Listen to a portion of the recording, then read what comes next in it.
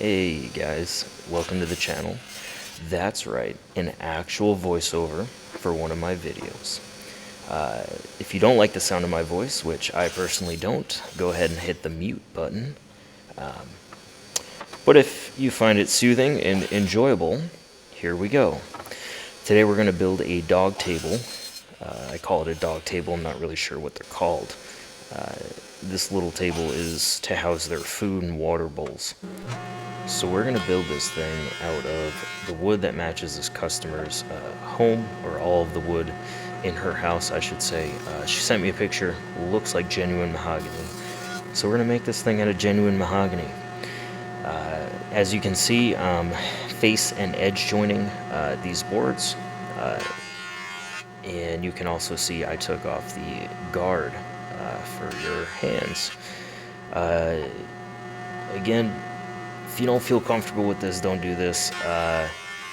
I'm comfortable with heavy machinery, my tools, so I'm okay doing this. Now, why I would do this is when you have a board that's wider than your jointer, and you want to get that good reference face for your planer, I remove the handguard, face joint, 8 inches or however large my jointer is, and you see me here double stick tape a piece of 1/4 inch plywood to the bottom, so that 8-inch face joint is nice and flat.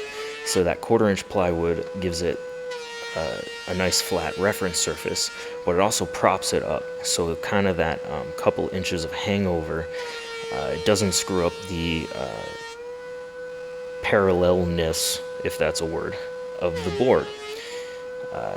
So once that's parallel, take the 1/4 inch plywood off, flip it over, and you plane off that lip, and now you have perfectly parallel faces.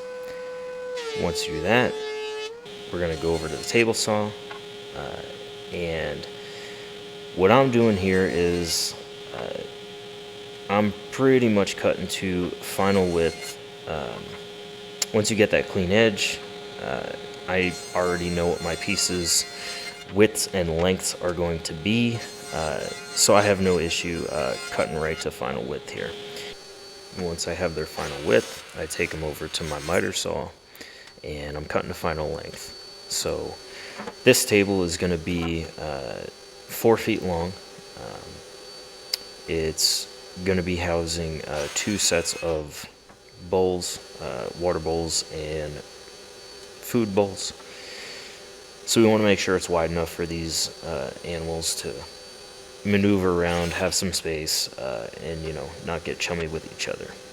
If you've ever had dogs, you know that some of them are kind of territorial over their food, so want to make sure they have enough space. And what I'm doing here is, you'll see me mess up in a minute or two. I'm cutting the taper for the legs.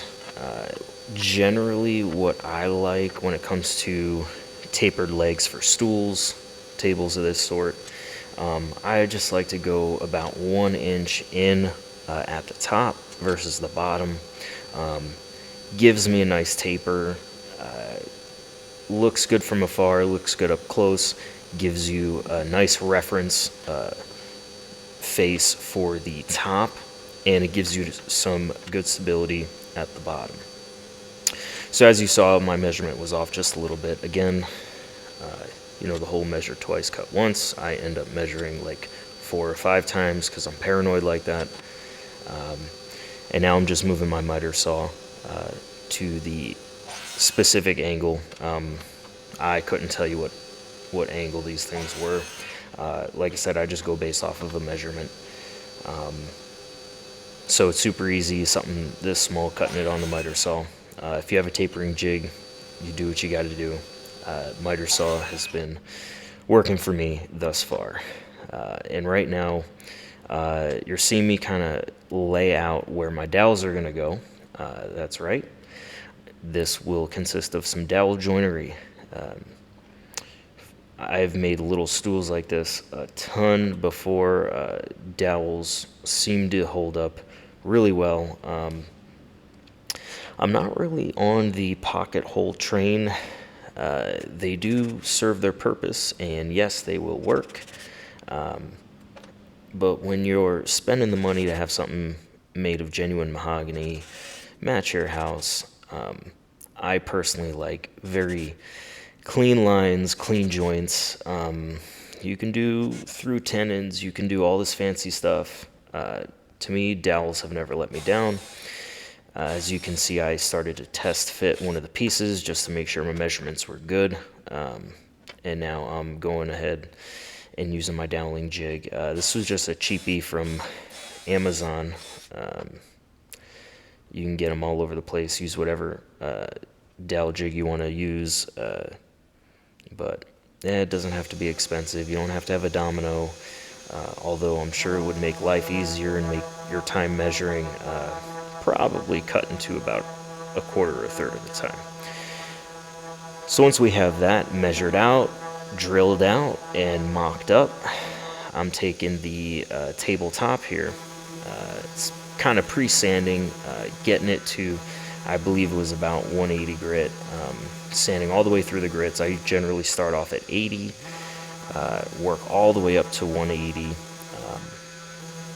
and I'm pre-sanding all of the legs, the stretchers or the aprons, because once you glue these things up, as you can see what I'm attempting to do here, there's really not a whole lot of room to get in there, even for hand sanding. So make sure you pre-sand.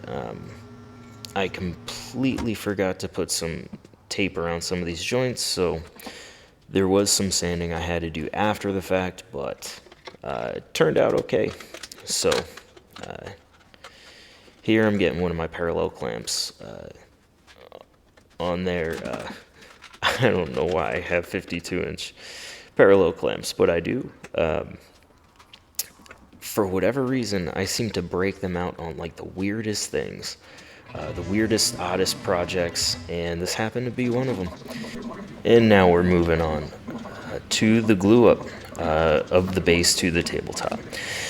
And I already had the lines kind of pre-marked out, so I knew where to put the base. So that whole slide where I smeared a metric ton of glue all over the underside was completely unnecessary. But you know, I did it anyway. Why? I don't know why. Maybe because I want to make sure my future self has a ton of cleanup to do. As you can see what I'm doing here, cursing myself under my breath because I know I'm going to have to sand that to make sure the glue marks do not come out in the final finish. So as you can see, we're moving on to installing some dowels. These are walnut dowels from the Miller doweling system, I believe is what it's called. These are going to pop really nicely once this tabletop gets finished. I love this Miller doweling system. Super easy. Throw some glue on there. Put the dowels in the hole. Send them home. They penetrate nice and deep. Guys, easy. But these are fantastic dowels. I have a couple of them. I have walnut, oak, and I believe birch. They pop really nicely with various different types of wood. And they're super easy to install.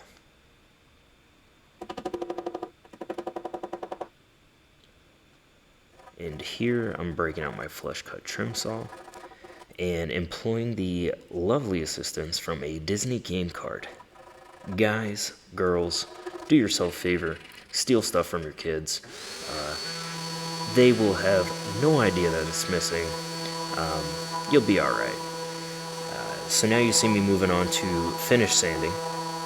I believe I went up to 220 grit on this one. I just wanted to get a good finish on there.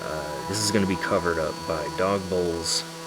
No one's going to see it, but again, even though we all hate sanding, it's an opportunity to practice some of your sanding, so when you get those larger projects that kind of have that high traffic, high visibility feel to them, you're gonna be good at what you're doing. And I pretty much cut out almost all of the hand sanding because that was terrible. And right now you can see I'm breaking some of the edges. I went over it with an 1/8 inch roundover bit, but decided to kind of give it that hand sand feel to it. Popping it with some mineral spirits, and about to finish it with some Danish oil, but like a rookie, I have a woven pad, and it goes right through the pad. It's my first day, folks. And then you'll see me fail to hang on to the pad here. Oh, dropped it once, dropped it twice, and oh, there you go, dropped it a third time. This went on and on. It was terrible. Someone rudely interrupted me while I was filming. So you missed the top. But right now we're gonna recoat.